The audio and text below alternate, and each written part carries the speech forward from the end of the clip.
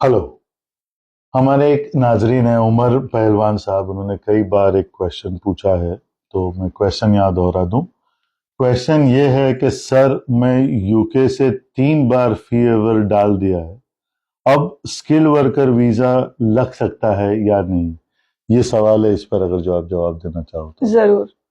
तो अगर ये उमर साहब ने उनका फी वेवर का एप्लीकेशन तब डाला था जब उनकी पहली वीजा बस खत्म होने को आई हो, तो उनकी जो पहली वीजा थी उसका conditions under section 3C continuous रहता है। इनके क्वेश्चन से ऐसा लग रहा है कि उनका first fee waiver application refuse हो गया था, तो उसके चलते ये भी मालूम होता है कि उन्होंने आगे कोई FLR एप्लीकेशन नहीं डाला था। अब उन्होंने दूसरा और तीसरा जब फी वेवर एप्लीकेशन डाला है, तब वो ओवरस्टे हो गए, बिकॉज उनकी सेक्शन 3C लीव जो थी वो उनके जब फी वेवर का डिसीजन आया था उस वक्त इसलिए खत्म हो गई थी क्योंकि उन्होंने आगे FLR का एप्लीकेशन नहीं डाला था। तो अब दूसरे और तीसरे फी वेवर एप्लीकेशन के वक्त ये ओवरस्टेयर माने गए। स्किल्ड वर्कर वीजा अप्लाई करने के लिए यूके के अंदर से ये रिक्वायरमेंट है कि जो है उनके पास वैलिड लीव हो और वो इमिग्रेशन बेल पे ना हो।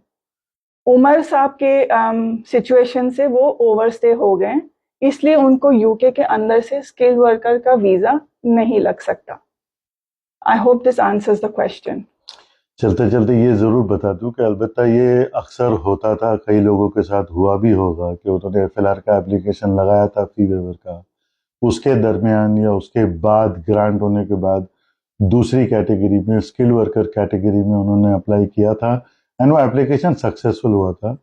पर हाल फिलहाल की जो चेंजेस है उसमें इसके होने के इम्कानात बिल्कुल नहीं है।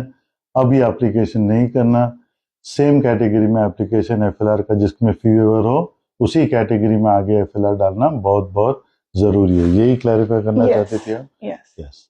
I hope this answers your question. इसके अलावा इसमें और कोई सवाल नहीं है उमर साहब आपका, सो आई होप इसका आपको जवाब मिल गया हो। Thank you. Thank you.